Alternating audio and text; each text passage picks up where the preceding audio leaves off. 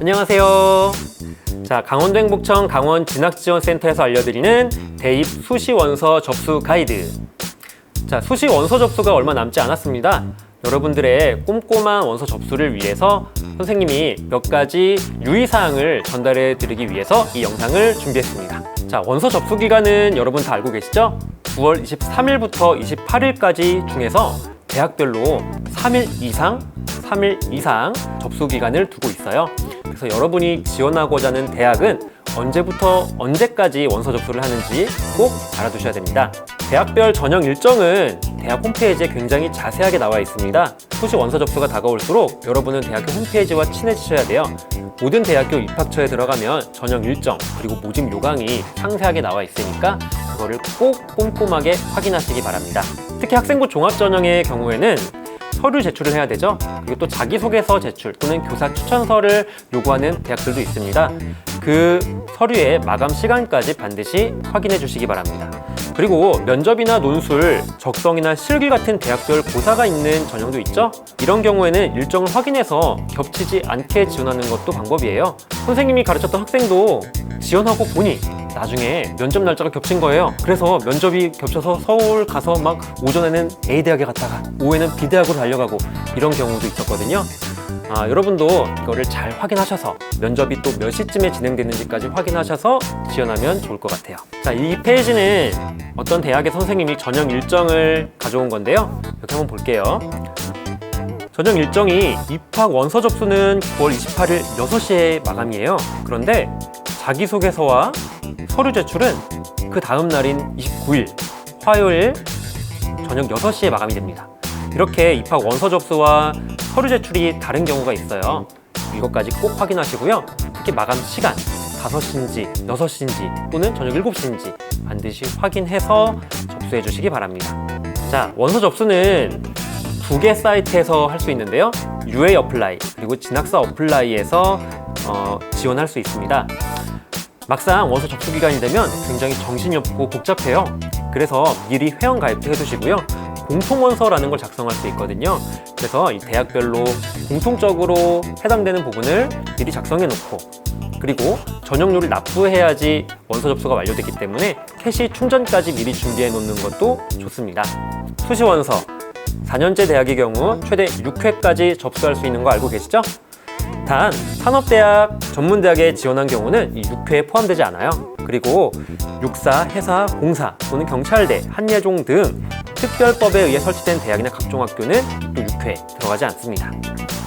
원서 접수를 할 때는 여러분 이 아까 말씀드린 진학사 어플라이나 UA 어플라이에서 실시간으로 경쟁률을 확인할 수 있어요. 그래서 경쟁률을 잘 확인하다가 자신이 지원하고자 하는 대학의 마감 시간 지나기 전에 이 경쟁률을 확인하고 지원하는 것도 좋은 방법이 됩니다. 그 다음에 이제 전형이 굉장히 다양하잖아요.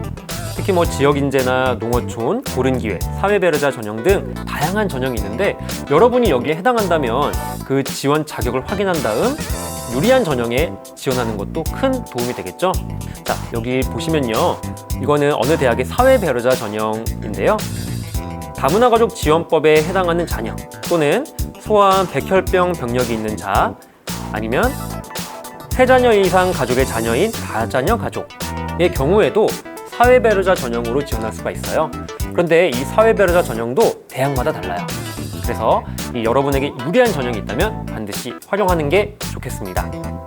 전형료를 납부해야지 접수가 완료되겠죠? 전형료는 계좌이체 또는 신용카드, 캐시 충전 등으로 납부가 가능한데 이 접수 기간에 학교에서 접수를 할 때 이 전형료를 납부하지 못해서 좀 발이 동동 구르는 경우도 있어요. 그래서 저 같은 경우는 학생들에게 미리 캐시를 충전해놔라 라고 이제 안내하기도 했습니다. 1단계 불합격한 경우에는 일부 대학의 경우에 부분적으로 환불도 가능하니까 참고해 주시고요. 원서를 접수하고 난 다음에는 당연히 변경이나 취소가 불가능하겠죠.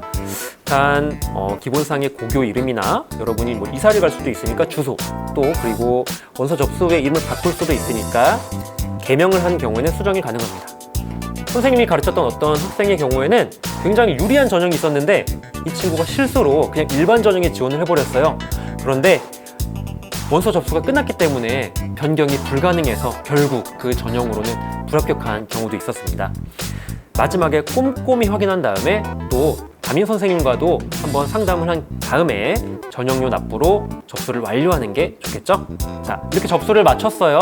마친 다음에는 여러분의 수험번호를 반드시 확인해 주셔야 됩니다. 수험번호를 어디에 적어놓는 게 좋아요. 왜냐면 요즘에는 합격자 발표를 수험번호로만 발표하는 경우도 있거든요. 그래서 여러분의 수험번호를 확인해 주신 다음에 수험표를 출력하는 게 좋습니다. 자, 면접이 있는 경우에는 여러분이 꼭 수험표를 지참을 하셔야 되거든요. 그래서 이 수험표를 출력해서 보관해 놨다가 여러분이 대학교 발표 날에 이 수험표로 또 확인을 하는 것도 좋겠습니다. 자, 4년제 대학뿐만 아니라 전문대에 지원하고자 하는 친구들도 굉장히 많죠? 전문대 원서 접수 일정은 조금 더 여유가 있습니다. 1차와 2차로 나눠져서 진행이 되는데요. 1차는 9월 23일부터 10월 13일까지, 2차는 11월 23일부터 12월 7일까지 진행이 돼요. 전문대는 지원 횟수에 제한이 없어요. 10개 대학을 써도 좋고요. 50개나 되는 대학을 써도 좋습니다. 자, 그런데 단 한 가지 유의할 점은 수시에서 만약에 전문대 합격을 하게 되면 정시 지원을 할 수 없어요.